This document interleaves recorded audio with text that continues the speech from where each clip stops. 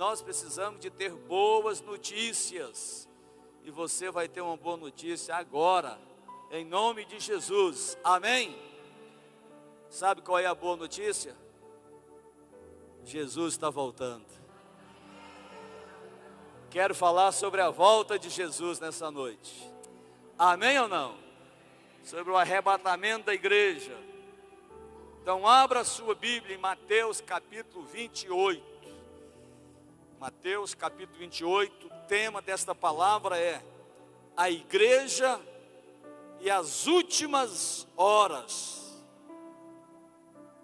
Tudo que começa nessa vida tem um tempo de duração, um tempo de validade. Nós temos um tempo de validade nesta terra.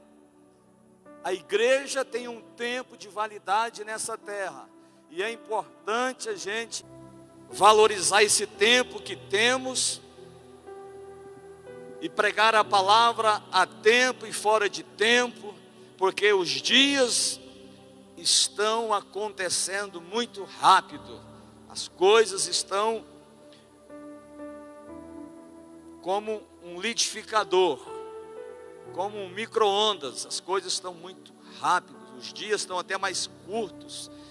Quando você vê, já passou o tempo. E a igreja precisa aproveitar esse tempo. Ela tem validade nessa terra. Vamos lá, Mateus capítulo 28, verso 1.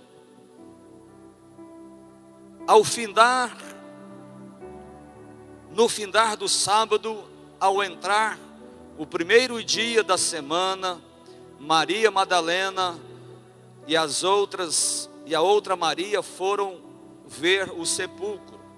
E eis que houve um grande terremoto, porque um anjo do Senhor desceu do céu, chegou-se e removeu a pedra e assentou-se sobre ela.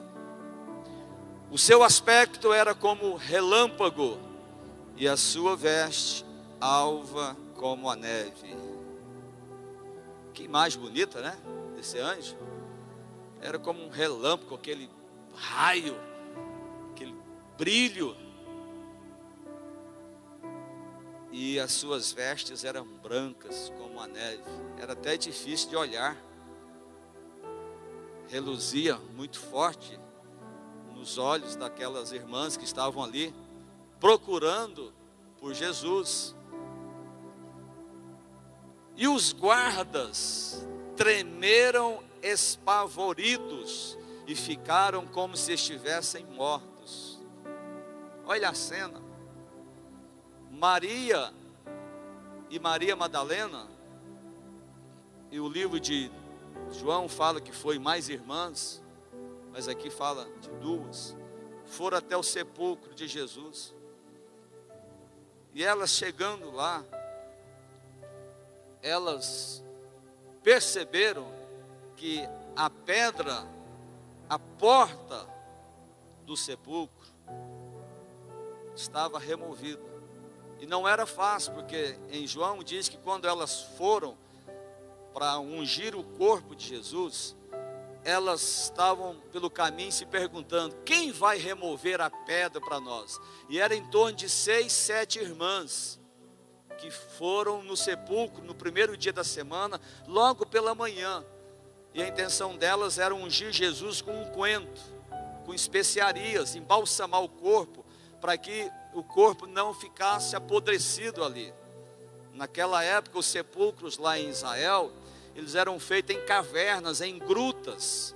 E Jesus foi sepultado em um túmulo, em um jazigo de um homem muito rico chamado José de Arimateia. Isso mesmo, se eu não estou enganado. Ele era muito rico. E ele então serviu o jazigo dele para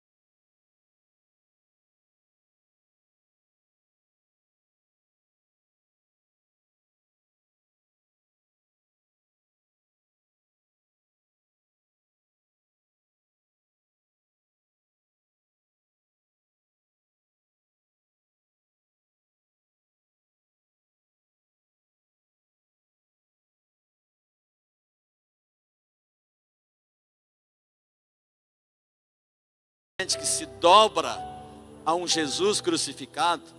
Um Jesus crucificado, ele traz o perdão. Um Jesus crucificado, ele traz o perdão, porque o sangue lá derramado trouxe perdão.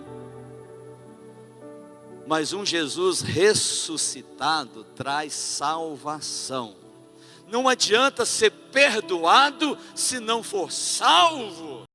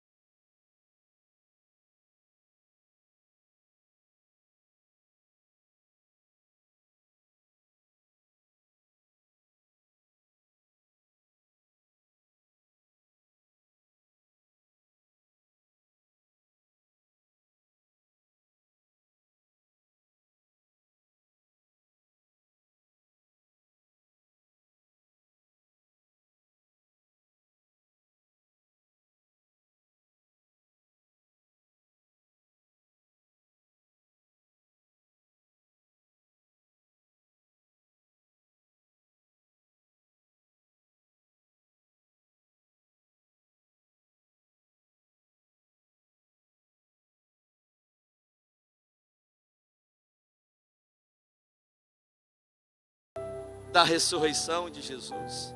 E aquelas irmãs ouviram isso, e aí o anjo fala: vem aqui e vê aonde ele estava. E depois, agora, depressa, e dizei aos seus discípulos essa boa notícia. Você tem boa notícia para dar, irmão. Vocês têm boa notícia para dar. Eu tenho boa notícia para dar.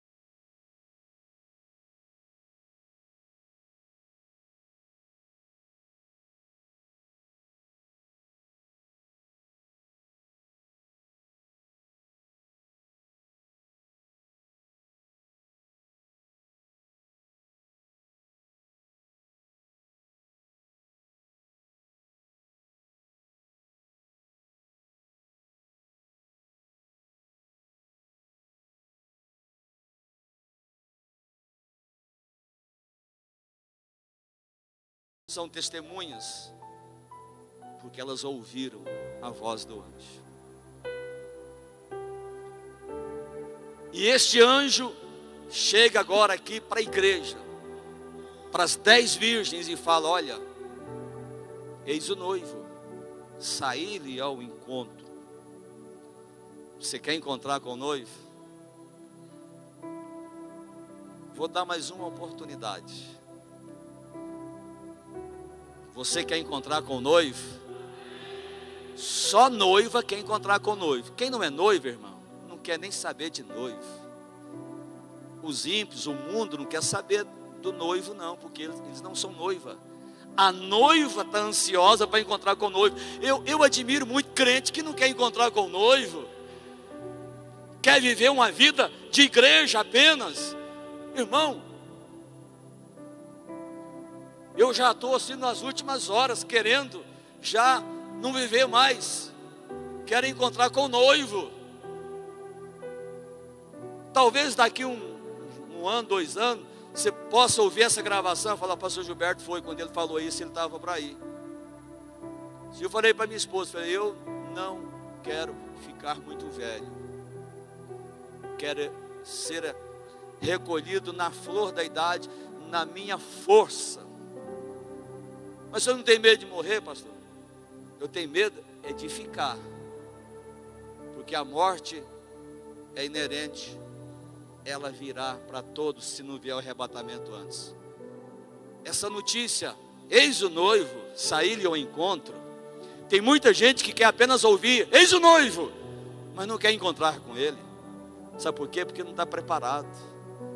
Crente despreparado, não quer encontrar com o noivo, só quer ouvir: ó, o noivo está voltando, o noivo está voltando. E a noiva está despreparada, ainda não está ataviada, não está bem vestida. Sabe por quê? Porque ela está com muitas vestimentas desse mundo. Você vai em certos locais, você não sabe se é igreja, se é uma boate, se é uma balada. Você vai em certo lugar, você não sabe se é crente, se é uma coisa.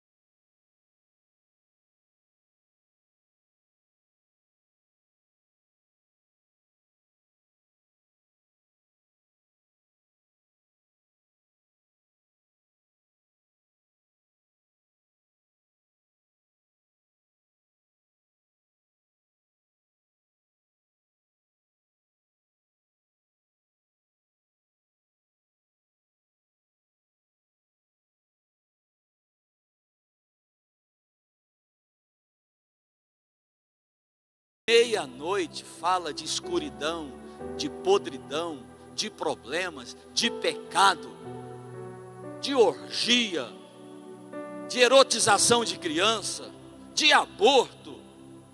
Meia-noite fala de tudo aquilo que não presta, de comunismo, de socialismo. Meia-noite fala de pecados avolumados. Pedro fala que ele vai vir como um ladrão. Ladrão gosta de andar à noite. Hoje, se bem ladrão, rouba em qualquer horário, mas à noite que é a preferência dele. E Jesus virá como um ladrão à noite, quando ninguém espera. Quando ninguém espera, vírgula, eu estou esperando. Você está esperando o noivo? Vou dar mais uma oportunidade. Você está esperando o noivo? Oh, glória! Irmão, participe.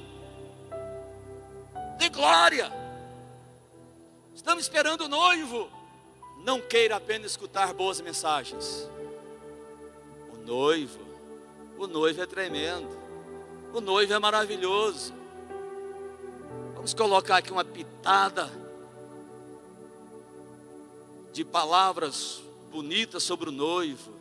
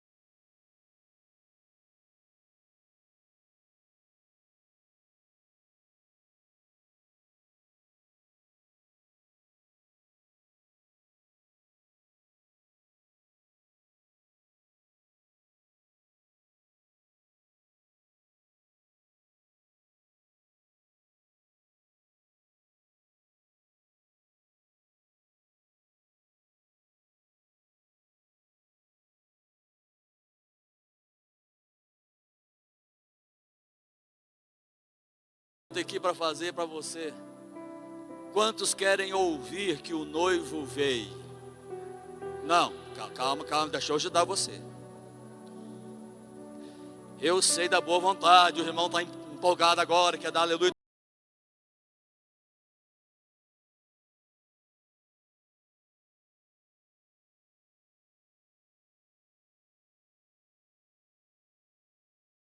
O noivo voltou. Eu não quero ouvir que o noivo voltou, porque se eu ouvir que o noivo voltou, eu fiquei. Eu não quero ouvir, o noivo voltou, o negócio aconteceu, o noivo voltou, aconteceu. Não. Eu quero é subir. Agora, quando o anjo disser assim, eis o noivo, ou seja, está apresentando ele. Nós estamos em um tempo de apresentar o noivo. Olha o noivo, mas cadê esse noivo? O noivo está na pessoa do Espírito Santo, equipando a igreja. O noivo está na ministração da palavra. O noivo está na oração, na imposição de mãos. O noivo está lá na sua célula. Tem irmão que não valoriza a célula. O noivo está numa visita no hospital. Irmãos, eu fui no hospital essa semana 3 vezes. Eu saí de lá decepcionado, entristecido. Como aquele hospital, a medicina, o pronto-socorro, está mais lotado do que ônibus, 6 da tarde. Você tem ido nos hospitais e visitado, irmão, entrado lá dentro, você vê aquele povo nas macas, nos corredores, você pedindo licença de um, de outro para passar. Aí você fala que vai orar por um. Se você não for ágil, você fica lá 3 dias orando pelo povo, não deixa você sair. A necessidade, a carência. Nós, os pastores da Shalom, todos somos capelões. temos liberdade para entrar em qualquer horário nos hospitais. E vamos, e visitamos. Mas a gente sai de lá arrasado. Tanta doença, tantas dificuldades. E aí você vê igrejas que pastor fala, não, eu não visito hospital, eu só atendo no meu gabinete. Ele está anunciando o noivo, mas ele não está vestindo a igreja com as roupas apropriadas para encontrar com esse noivo. São os intelectuais do evangelho. Nossa palavra tem que ser prática, confrontativa. Nossa palavra tem que ser de esperança. Nossa palavra tem que trazer mudança. Eu não quero apenas ouvir, eis o noivo. Eu quero encontrar com ele. E não quero ouvir depois falar, o noivo veio. Eu quero estar nas bodas do Cordeiro. Então vamos lá. O noivo já veio a primeira vez e vai voltar a segunda vez. O noivo veio a primeira vez.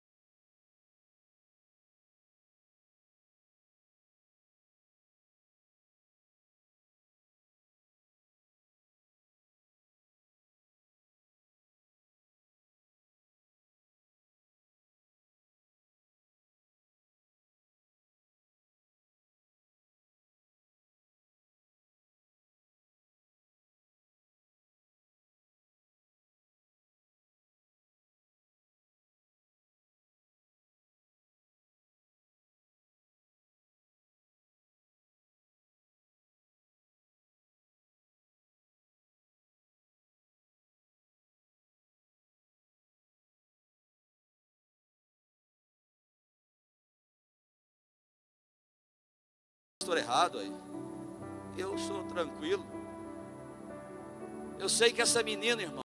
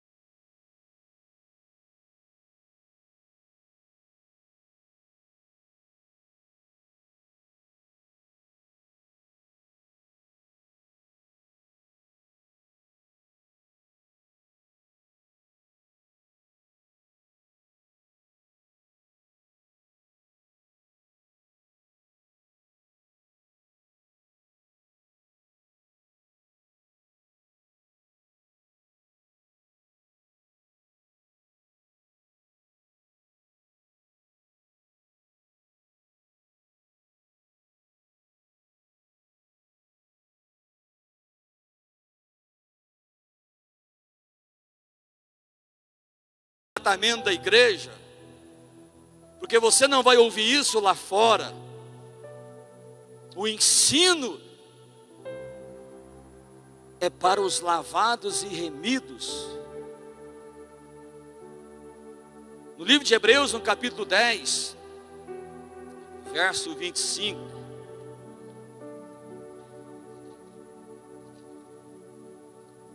um dos aspectos da primeira vinda de Jesus, quando ele veio e nasceu de uma mulher, cresceu, foi trazer a verdade, foi trazer remissão dos pecados, e também foi congregar os salvos em um só corpo. Diz assim, Hebreus 10, 25: não deixemos de congregar-nos, como é costume de alguns. Você conhece alguém que tem um costume de não congregar? Fala, não precisa de igreja não, igreja tudo é falha, pastor é ladrão. Eu não sou ladrão, eu não sei, eu não sou, certo? Tem pastor ladrão, deve ter, porque as pessoas falam, eu não sou, então eu já não estou enquadrado, você também não está.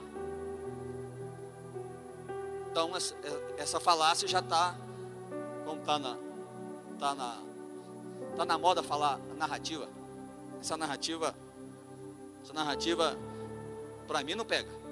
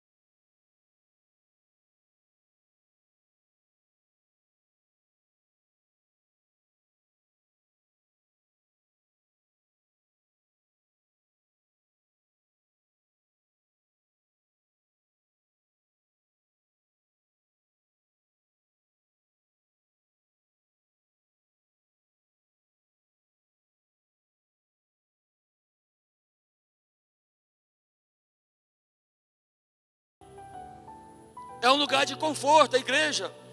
A igreja é um lugar de combater a oposição satânica. Olha o que diz, 2 Tessalonicenses, volta um pouquinho a sua Bíblia aí. 2 Tessalonicenses, capítulo 2, verso 7. A igreja tem como missão ser opositora a Satanás. Lembrando que essa igreja foi fundada por Jesus, que é o noivo que veio procurar uma noiva, e ele encontrou eu e você, que aceitamos o desafio, nos simpatizamos com o noivo, e falou: esse é o cara. Cara não, porque eu nem gosto dessa palavra. Esse é o meu amado. Só você ler Cantares. Eu e você falamos: esse é o meu noivo mesmo. Esse pode ser meu noivo. Ou seja, esse tem autoridade, esse me ama, esse eu posso confiar, esse é Jesus, esse é o meu noivo. Ele veio procurar pessoas assim. Ele encontrou em você, que depositamos confiança nele. Ainda que muitas pessoas são incrédulas, não acreditam, não querem pagar o preço, só querem ouvir falar: olha o noivo, olha a beleza do noivo, olha como o noivo é bom, olha como o noivo é isso, aquilo outro, o noivo cura, o noivo faz isso, o noivo restaura, o noivo traz prosperidade financeira. Mas ninguém quer encontrar com o noivo. É diferente, porque só quer os bônus, mas não quer pagar o ônus, não quer pagar o preço, só quer, né? Mas veja aqui o que a igreja é. Tessalonicenses 2:7.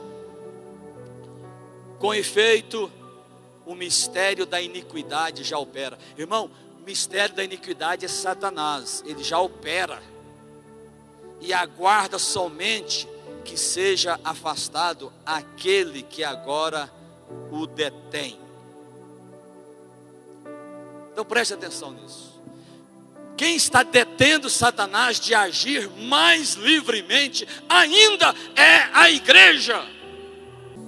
Quem ainda está detendo a ação do diabo, que é aquele que quer roubar a noiva do noivo, que quer roubar você e eu, quer roubar os irmãos, quer tirar os irmãos da presença, é o opositor. Mas esse mesmo opositor, esse mesmo demônio, esse mesmo diabo, esse mesmo Satanás, será detido, não é pelo noivo, é por você e eu, pela igreja, pela igreja, pela igreja, pela igreja. Glória a Deus, aleluia. Glória a Deus, aleluia. Glória a Deus. Corta aí, irmã, a imagem aí, dá uma editada aí na. Glória a Deus. Glória a Deus. Você mesmo, esse não é o primeiro que eu faço esse estrago, não. Vou pegar minha colinha aqui.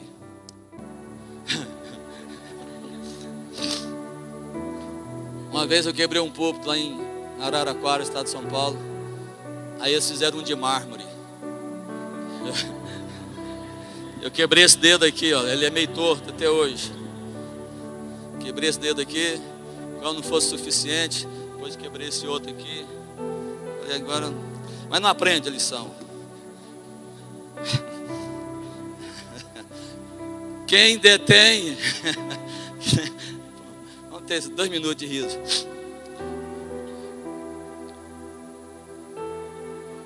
Não, que não dorme não, irmão. Irmão, quem detém a ação do opositor aqui é a igreja, é a noiva. A noiva tem que estar tão bem preparada que ela não pode deixar o opositor roubar a beleza da noiva. Satanás, ele quer sujar, trazer feiura para a noiva. E aqui diz: com efeito o mistério da iniquidade já opera. Satanás já está operando. Ele já está agindo através da TV, através do sistema político, através até do sistema religioso, através da música, através de filmes. Satanás está operando numa depravação sexual terrível, na internet, o sistema da iniquidade já opera, está aqui escrito. Mas aguarda somente que seja afastado aquele que o detém. Por enquanto, ele não está agindo ainda 100%, porque tem alguém que detém ele, ó, segura ele. Essa noiva que o noivo escolheu e diz: é você que vai deter ele. Você detendo ele, você vai se manter ocupado e crer nas promessas. Ninguém luta por algo que não acredita. Você, como igreja, está lutando para deter a ação de Satanás. Agora, quero encerrar falando da segunda vinda, que é o arrebatamento. Nós temos no relógio de Deus 3 sinais da volta de Jesus. O primeiro sinal é Israel. O segundo sinal é a igreja. O terceiro sinal da volta de Jesus é o mundo. O primeiro sinal é Israel, por quê? Porque Israel é a nação escolhida. E um dia Jesus, passando perto de uma figueira, ela não tinha fruto, e ele amaldiçoou, diz: não nasça mais fruto de ti. Aquela figueira representa Israel, porque Jesus veio para os seus, lá em João 1,12 diz: Jesus veio para os seus e os seus não o receberam, mas a todos quanto o receber, deu-lhes o poder de serem feitos seus filhos. Então veja bem, os judeus não receberam Jesus, não deram fruto. Aquela figueira foi amaldiçoada, ela secou, e diz que os judeus a partir de então foram perseguidos. Israel, Jerusalém, mais especificamente, foi atacada pelo imperador Tito no ano 70 depois de Cristo. Os judeus se esparramaram pelo mundo afora, a figueira estava seca. Mas o mesmo livro de Mateus diz, no capítulo, abre lá, capítulo 24, capítulo 24,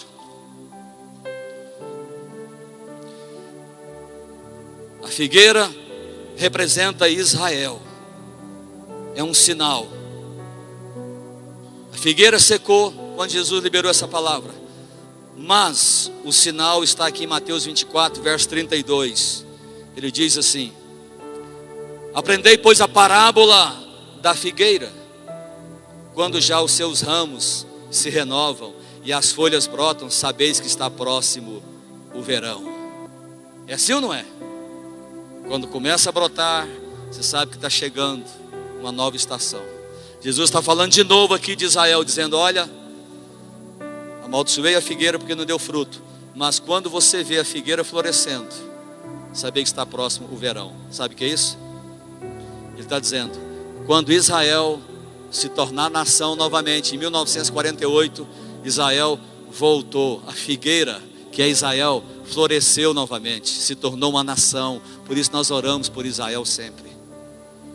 Israel é um sinal da volta de Jesus, e desde 1948 esse sinal já vem sendo fortalecido. O segundo sinal é a igreja. A igreja não é simplesmente a figueira é Israel, a igreja é a videira. A figueira produz figos para cura, suas folhas curam, mas Israel falhou porque a figueira estava seca. Depois que a figueira produziu, Israel começou a se tornar um manto de cura, de exemplo para as nações. Agora a igreja não, ela é a videira produz uva, suco de uva, que representa a alegria, a ação do Espírito Santo. E a igreja é um sinal, porque Joel disse que nos últimos dias o Senhor ia derramar do Espírito Santo sobre toda a carne. E o livro de Atos, no capítulo 2, verso 17, diz assim: derramarei do meu Espírito. Atos 2, 17. E acontecerá nos últimos dias, diz o Senhor, que derramarei do meu Espírito sobre toda a carne. Quais são os últimos dias? Os dias que estamos vivendo agora, de Jesus para cá, se tornou os últimos dias.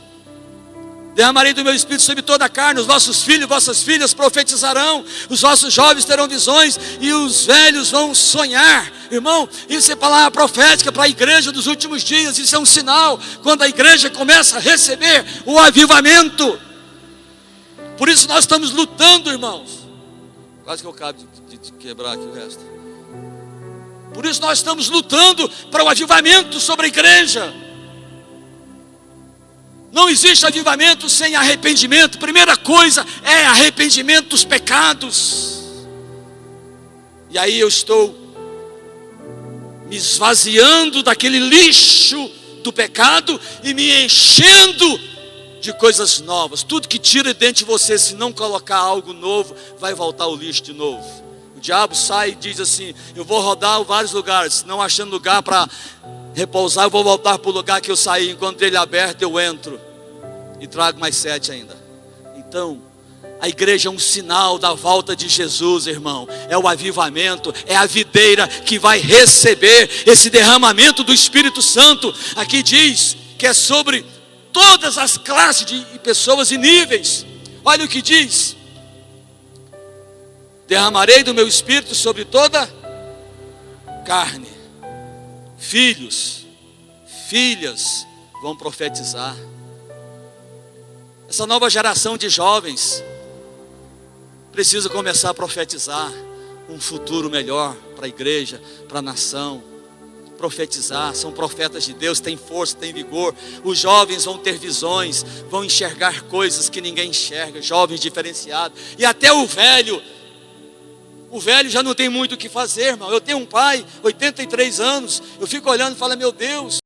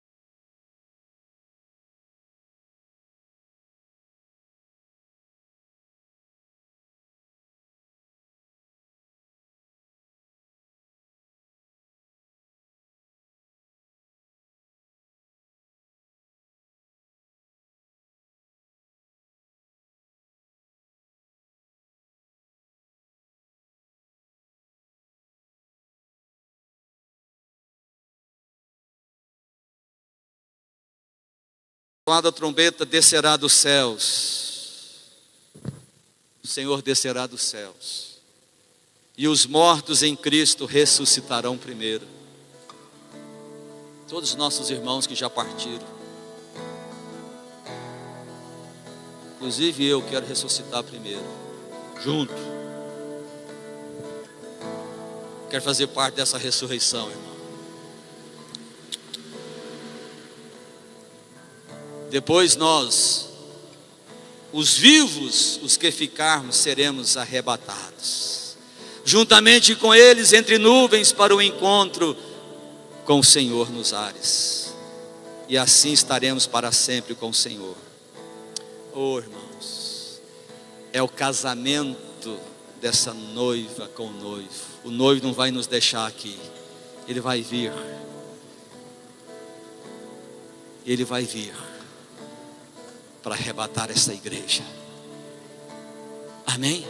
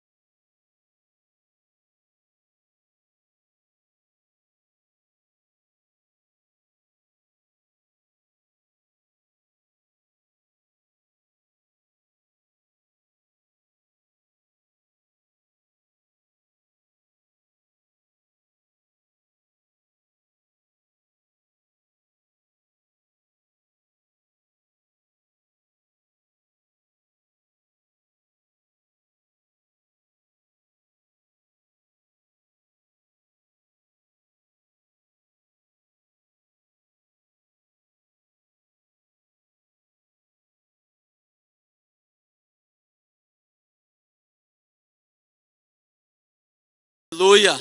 Amém, irmãos? Como será o nosso encontro com Jesus? Se tiver oportunidade de ficar frente a frente com Ele, como seria a sua reação? Pense nisso, porque isso vai acontecer. Isso vai acontecer. Amém? Vamos orar agora. Senhor meu Pai, a igreja tem o privilégio de chamar o Senhor de noivo. A igreja se sente tão honrada de ter um noivo como o Senhor. O noivo da igreja não é o mundo. O noivo da igreja não é Satanás. O noivo da igreja é o Salvador. É aquele que ressuscitou. O noivo da igreja é o Salvador. O noivo da igreja deseja o bem para esta noiva. Senhor, que esta igreja, que esta noiva viva os últimos dias se preparando. Que esta igreja viva os últimos dias envolvida com os projetos do noivo. Que essa igreja se vista de linhos finos, se atavie de santidade. Que esta noiva, Senhor, não perca o brilho do amor do Senhor. Abençoe a igreja, Senhor. Abençoe esta igreja. Que neste lugar as pessoas sempre possam encontrar abrigo, encontrar conforto, encontrar cura, encontrar a verdade. Que neste lugar possamos glorificar e exaltar o Teu nome. Que neste lugar de encontro, Senhor, possamos cada dia mais melhorar a nossa imagem, a nossa figura, que nós possamos passar o bom perfume de Cristo em nós. Abençoe a Tua igreja, dê-nos uma semana de vitória, Senhor. Abençoe esta nação. Estamos prestes, Senhor, a saber o resultado de uma política que pode definir tantas coisas. Que o Senhor dê-nos sobriedade, serenidade e sabedoria para administrar qual seja o resultado. Porque nós somos igreja, somos a noiva e vamos continuar sendo portadores da verdade nesta terra, em nome de Jesus. Amém, igreja? Deus te abençoe. Tenha uma boa semana. Boa semana. Boa semana para vocês. Em nome de Jesus. A sua noiva, e Ele virá no